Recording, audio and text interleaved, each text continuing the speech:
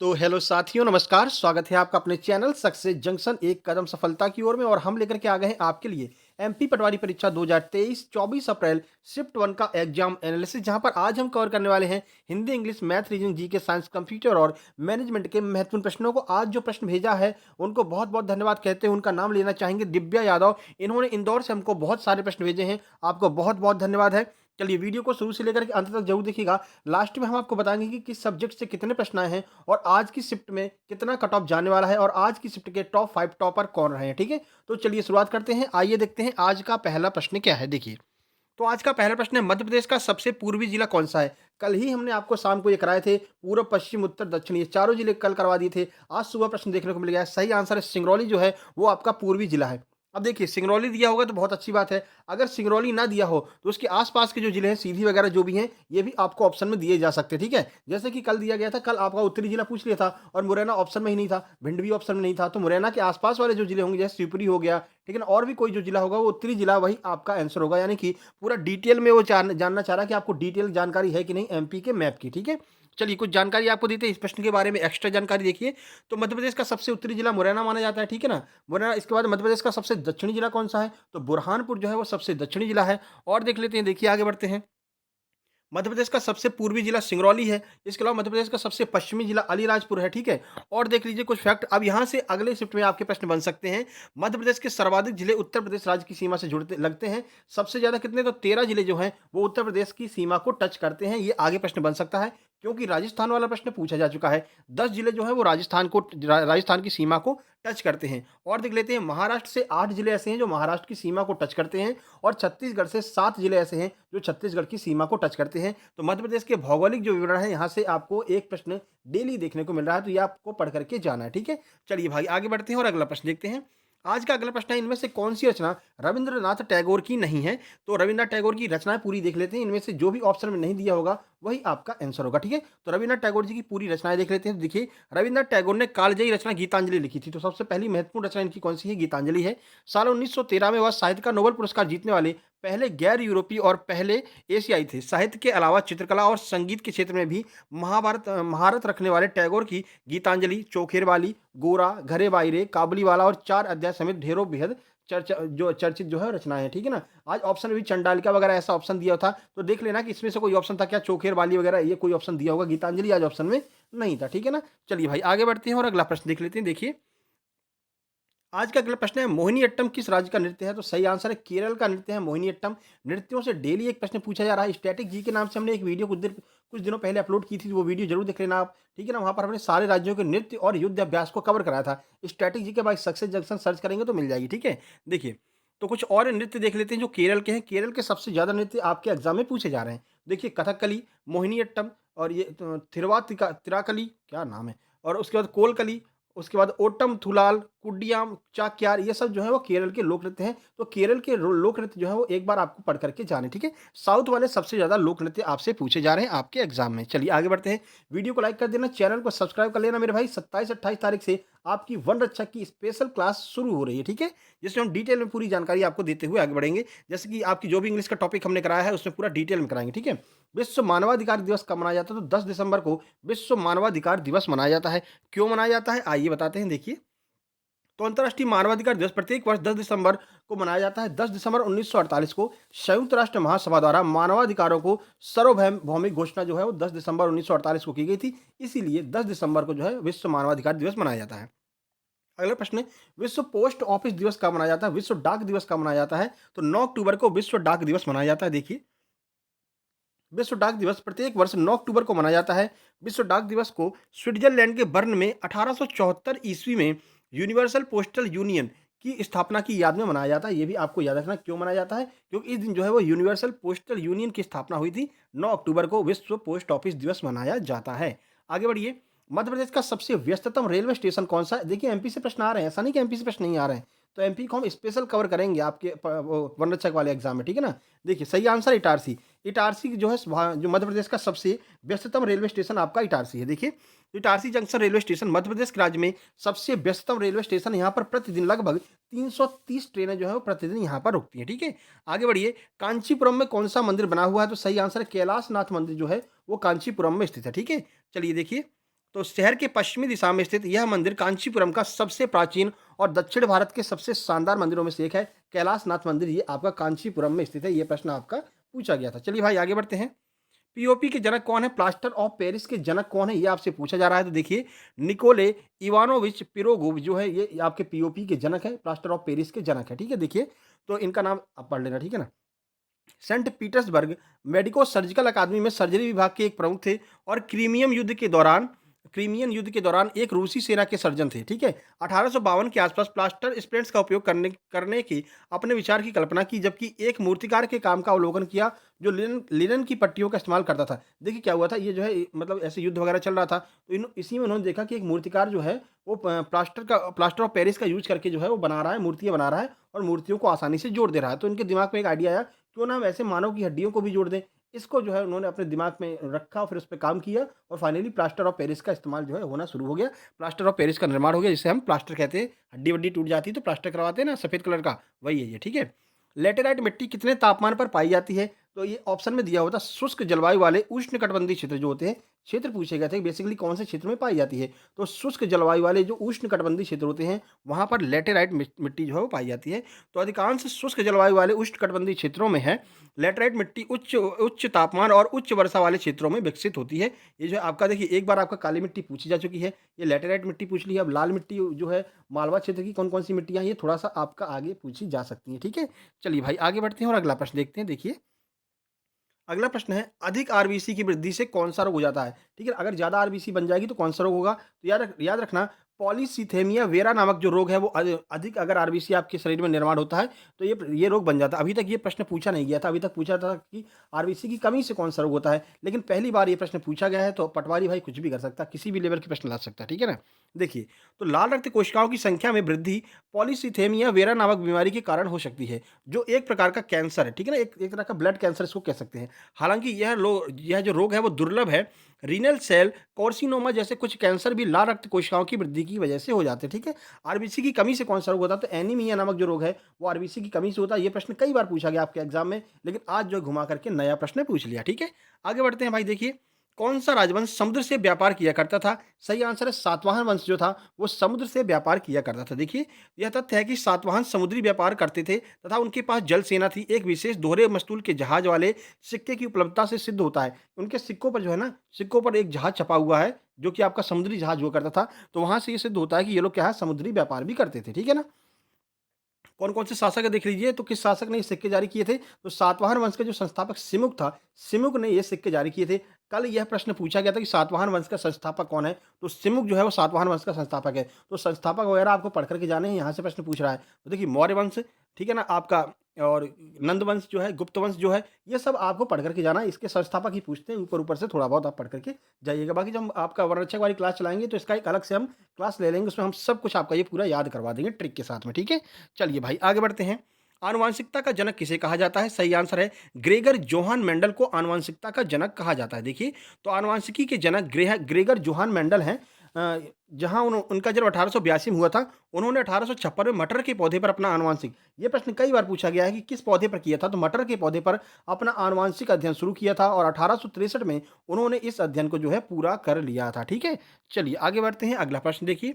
कौन सी धातु कमरे के तापमान पर तरल अवस्था में रहती है? ठीक है ना? धातु नहीं है, पर यहाँ पर जो है अधातु पूछा था, ठीक है?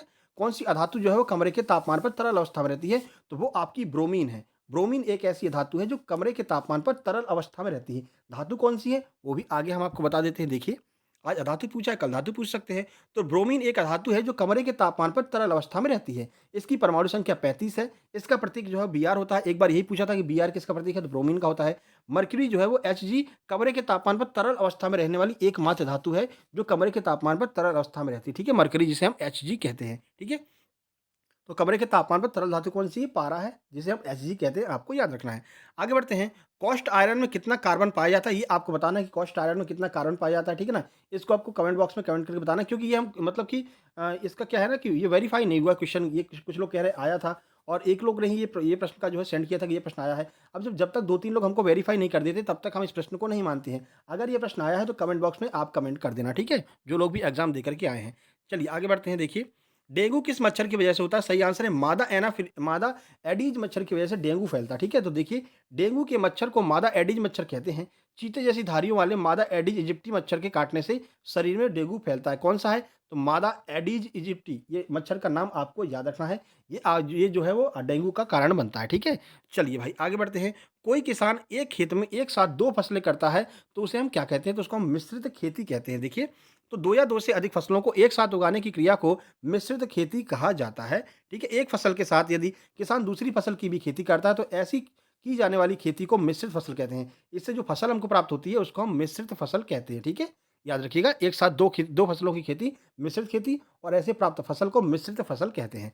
चलिए भाई आगे बढ़ते हैं। मलेरिया का वाहक कौन-सा है? तो मादा एनाफ्लिस जो है वो मलेरिया का वाहक है। दोनों पूछ लिए थे आज, डेंगू और आपका मलेरिया दोनों पूछे थे, ठीक है ना?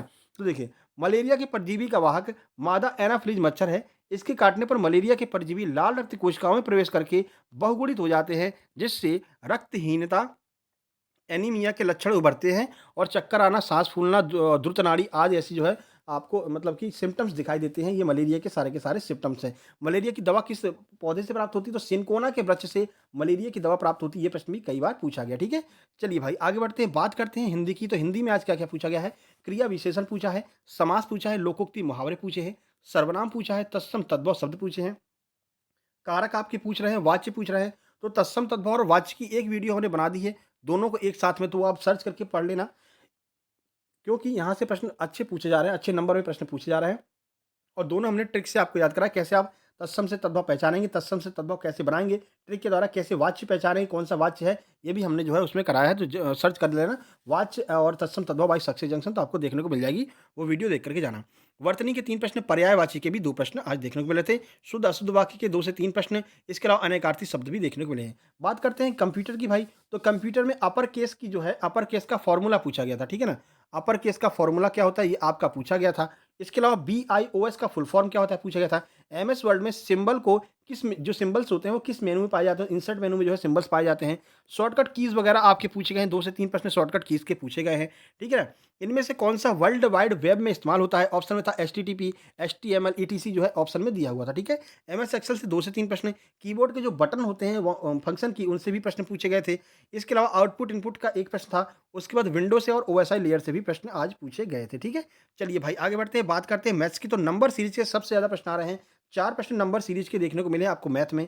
टाइम एंड वर्क के लगभग 3 से 4 प्रश्न टाइम एंड वर्क के हैं। 2 प्रश्न डीआई के, सीआईएसआई के 3 से 4 प्रश्न पूछे हैं। बॉड मास के 2 प्रश्न, प्रॉफिट लॉस से लगभग 3 प्रश्न पूछे गए हैं। एलिगेशन का 1 प्रश्न, मेंसुरेशन से 2 से 3 प्रश्न, एवरेज का प्रश्न पूछा गया है। पाई चार्ट और आयु, इनसे भी प्रश्न आपके एग्ज़ाम में बन रहे हैं, ठीक है? चलिए, देखिए मेरे भाई, लगभग 25-26 तारीख से आपकी जो है वनरक्षक, जेल प्रहरी और एमपीएसआई, एमपीपीएससी की क्लासेस स्टार्ट हो जाएँगी, ठीक है ना?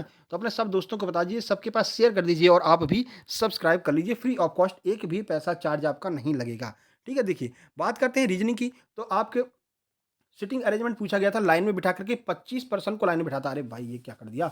लगभग 25 लोगों को जो है वो बिठा करके आपसे सिटिंग अरेंजमेंट पूछा गया था, ठीक है? ऑर्डर और रैंकिंग में होगा ये, सिटिंग में नहीं होगा हो सकता, ठीक है? बाकी सर्किल में बिठा करके भी पूछा गया था। सर्किल में 2 तरह की सिटिंग आपसे पूछी गई है। कोडिंग डिकोडिंग के 6 से 7 प्रश्न, ऑर्डर और रैंकिंग से प्रश्न आए थे। डायरेक्शन से 2 प्रश्न देखने को मिले थे। साइलॉग के भी 2 प्रश्न थे। मिसिंग नंबर के 2 से 3 प्रश्न, मिसिंग नंबर, कथन निष्कर्ष के 2 प्रश्न, ब्लड रिलेशन के लगभग 2 प्रश्न, पेपर फोल्डिंग से 2 प्रश्न पूछे गए थे। नंबर सीरीज से आपके रीजनिंग में भी पूछे गए हैं, अल्फ़ाबेट वाली। इसलिए हमने आपसे कहा है कि आपको एबीसीडी के नंबर अगर अच्छे से याद होंगे, एबीसीडी के जेड तक अच्छे से याद होंगे, तो लगभग 7 से 8 मिनट आपका बच जाएगा इसको सॉल्व करने में, क्योंकि इसमें इसके सबसे ज़्यादा प्रश्न आ रहे हैं। अल्फ़ाबेट जो सीरीज़ है ना, उसके सबसे ज़्यादा प्रश्न रीजनिंग में पूछे जा रहे हैं, तो इसको याद करके जाना, आप आराम से सॉल्व कर लेंगे, ठीक है ना? चलिए, एनालॉजी के 2 से 3 प्रश्न और अगली आकृति क्या होगी, इसके भी 3 प्रश्न आज पूछे गए हैं। चलिए भाई आगे चलते हैं, बात करते हैं प्रबंधन की। तो सेल्समैन के कार्य क्या होते हैं? स्टेटमेंट वाइज़ दिए हुए थे सेल्समैन के कार्य। उसके अलावा बैंकिंग से 2 प्रश्न पूछे गए थे। जो आपकी मुद्रास्फीति वगैरह क्या होती है? इकोनॉमिक्स से 2 से 3 प्रश्न, मुद्रास्फीति क्या होती है? आय क्या होती है? ठीक है ना? और ये जीडीपी, एनएनपी, इन सब के ऊपर वीडियो बना चुके हैं भाई, सर्च कर लेना, economics by success junction. 2 video बनाई हैं, दोनों वीडियो देख कर के जाना, जहाँ पर हमने पूरा आरबीआई कवर किया है, एक बैंकिंग वाली कवर की है, जीडीपी, एनएनपी वगैरह, बैंक रेट, बेस रेट एक एक साथ में कवर की है। उसके अलावा ये जो आपकी महँगाई वगैरह हो गई, विमुद्रीकरण हो गया, इसको हमने एक वीडियो में कवर किया है। तो दोनों वीडियो आपको देख कर के जानी है, सर्च कर लेना इकोनॉमिक्स बाय सक्सेस जंक्शन, ठीक है? उपभोक्ता संतुष्टि से प्रश्न था, संगठन का 2 प्रश्न, मार्केटिंग के 2 और लॉजिकल के लगभग 3 से 4 प्रश्न आपके लॉजिकल जो है प्रबंधन के पूछे जा रहे हैं, ठीक है?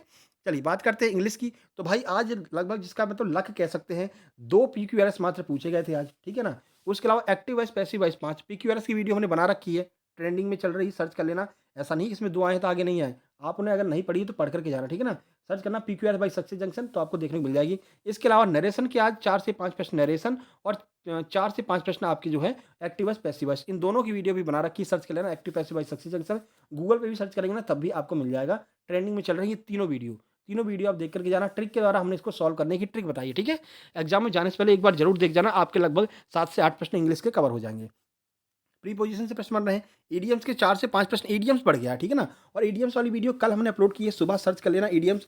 आप एक काम करना, कोई भी वीडियो आपको देखनी है ना, तो आप सीधे हमारे कम्युनिटी पोस्ट पर चले जाना। कम्युनिटी पोस्ट पर सारी वीडियो एक तरफ से डली हुई आपको मिल जाएँगी, वहाँ पर जाकर के आप कोई भी वीडियो देख सकते हैं, ठीक है? तो कल हमने इडियम्स की वीडियो अपलोड की है ट्रिक के साथ में और गारंटी ली है, लगभग 35 इडियम्स याद कराए हैं, 35 के 35 आपको उसी समय याद हो गए होंगे, इतनी हम गारंटी ले रहे हैं, इस तरह से हमने उस ट्रिक में याद कराया, ठीक है? मिसस्पेल्ड के 2 से 3 प्रश्न हैं, सिमिलरिटी मतलब जो सिनोनिम होता है उसके 2 प्रश्न हैं और आपका टेंस पूछा गया है, टेंस में जो है सिंस और फॉर से रिलेटेड वाले जो नियम हैं, इनसे प्रश्न सबसे ज़्यादा पूछे जा रहे हैं। 3 प्रश्न लगभग टेंस के पूछे जा रहे हैं, तो थोड़ा-सा आपको इसको पढ़ कर के जाना होगा, ठीक है ना? चलिए, ओवरऑल सब्जेक्ट की बात करते हैं तो भाई मैथ और रीजनिंग को मिला कर के लगभग 70 प्रश्न आज पूछे गए हैं, ठीक है? साइंस और जीके के 40 प्रश्न हैं, इंग्लिश के पूरे 25 प्रश्न पूछे हैं, मैनेजमेंट के 18 प्रश्न पूछे हैं। इसके अलावा आगे बढ़ते हैं भाई तो हिंदी के पूरे 30 लगभग 30 प्रश्न हिंदी के पूछे गए हैं, कंप्यूटर के 20 प्रश्न पूछे गए हैं। टुडे टॉप 5 स्कोर की बात करते हैं तो 146 हमको मिला है, 137, 132, 120 और 111 ये टॉप 5 स्कोर आज हमें मिले हैं। आपका क्या स्कोर रहा है कमेंट बॉक्स में कमेंट कर देना। अब तक आपने जो भी एग्ज़ाम दिया उसमें आपका क्या स्कोर रहा है पटवारी के एग्ज़ाम में, वो भी आप कमेंट बॉक्स में कमेंट कर देना। जल्दी ही हम कट ऑफ वाली वीडियो लेकर के आएँगे, ठीक है ना? एग्ज़ाम हो जाए, फिर कट ऑफ की वीडियो लेकर के उस पे काम कर रहे हैं हम। 3 जगह हमने कम्युनिटी पोल चालू किए हैं, 3 जगह, 2 टेलीग्राम चैनल पर, दोनों अपने दोनों टेलीग्राम चैनल पर हैं। इसके अलावा जो एक यहाँ पर अपने मेन चैनल यूट्यूब पर भी कम्युनिटी टैब चालू कर रखा है। आप अभी जाकर के वोट कर सकते हैं उसमें, ठीक है ना? चलिए, आज की कट ऑफ की बात करते हैं तो आज का कट ऑफ लगभग 135 प्लस जो है वो आज का कट ऑफ जाने वाला है, ठीक है? बाकी आप अपने प्रश्नों को इस नंबर पर सेंड कर सकते हैं। कॉल मत करना भाई, कॉल रिसीव नहीं होगा। इस नंबर पर अपने प्रश्नों को एग्जाम सेंटर से बाहर निकलते ही कर सकते हैं। जैसे आज इन दीदी ने किया, बहुत-बहुत धन्यवाद आपको एक बार फिर से देना चाहूँगा। यादव जी को एक बार फिर से धन्यवाद देना चाहूँगा। इन्होंने तुरंत प्रश्नों को भेज दिया था और आप लोगों की बहुत मदद की, ठीक है? ऐसे ही आपका हम वनरक्षक का पूरा एग्जाम एनालिसिस कराएँगे। इसके अलावा एमपी टेट का पूरा एग्जाम एनालिसिस कराएँगे। कोई भी आपका आगे एग्जाम आएगा एमपीएसआई, एमपीपीएससी इन सब का एग्जाम एनालिसिस तो कराएँगे ही कराएँगे और स्पेशल टॉपिक की तैयारी भी करवाएँगे, ठीक है ना? तो सब्सक्राइब कर लेना, अपने दोस्तों को बता देना। ये हमारा टेलीग्राम चैनल है, इसको आप जॉइन कर लेना, यहाँ पर आपको इसकी पीडीएफ मिल जाएगी। इसके अलावा अगर आपको कोई भी किताब की पीडीएफ चाहिए तो पूरी की पूरी किताब जो है वो आपको सक्सेस जंक्शन लाइव नाम का एक चैनल है, इसी के अंदर मिल जाएगा। सक्सेस जंक्शन लाइव सर्च कर लेना, लाइव लिख करके, तो वहाँ पर आपको सारी किताबों की पूरी पीडीएफ ही मिल जाएगी। वहाँ पर आप पीडीएफ डाउनलोड करके आराम से पढ़ सकते हैं फ्री ऑफ कॉस्ट। बहुत सारी किताबें यहाँ पर यादव सर की पूरी किताब की पीडीएफ डली, क्लास नोट्स वहाँ पर आपको फ्री में मिल जाएंगे, पीडीएफ डली हुई, वहाँ पर आप जाकर के देख सकते हैं, ठीक है ना? और इंग्लिश की बहुत सारी किताबें, फेमस किताबें जो हैं वो सब आपको वहाँ पर पीडीएफ फॉर्म में मिल जाएंगी फ्री ऑफ कॉस्ट में। डॉक्यूमेंट सेक्शन में चले जाना, सक्सेस जंक्शन लाइव नाम के चैनल में डॉक्यूमेंट सेक्शन में ये सारी किताबें आपको फ्री ऑफ कॉस्ट मिल जाएंगी। बाकी और भी किताबें जो भी नई नई आएंगी उसको हम अपलोड कर देंगे वहाँ पर पीडीएफ फॉर्म में, ठीक है? चलिए भाई, वीडियो को लाइक कर देना, दोस्तों तक शेयर कर देना और पहली बार आए हैं तो मेरे भाई सब्सक्राइब जरूर कर देना और सबको बता देना। जो लोग वन रक्षा की तैयारी कर रहे हैं आपकी फ्रेंडशिप में, आपका कोई भी फ्रेंड हो जो आपके कोचिंग में पढ़ रहा हो, उसको भी बताना कि भाई एक बार फ्री में तैयारी करके देखो सक्सेस जंक्शन के साथ में। कोई भी आपको क्वेश्चन पूछना हो तो आप हमें हमारी इंस्टाग्राम आईडी है, इसको फॉलो करके मैसेज आप से कर सकते हैं। मिस्टर तुल 800 के नाम से आप फॉलो करके मैसेज कर सकते हैं, कुछ भी आपको पूछना हो तो, ठीक है? बाकी जल्द ही मिलते हैं एक नई वीडियो में, तब तक के लिए नमस्कार, धन्यवाद। इसको भाई फैला देना चारों तरफ, ठीक है ना? सबको बता देना भाई फ्री ऑफ कॉस्ट में आपकी तैयारी शुरू हो रही है। 27-28 तारीख से आपकी जो है वन रक्षा की क्लासेज स्टार्ट हो जाएंगी। चलिए जल्द ही मिलते हैं एक नई वीडियो में, तब तक के लिए नमस्कार, धन्यवाद।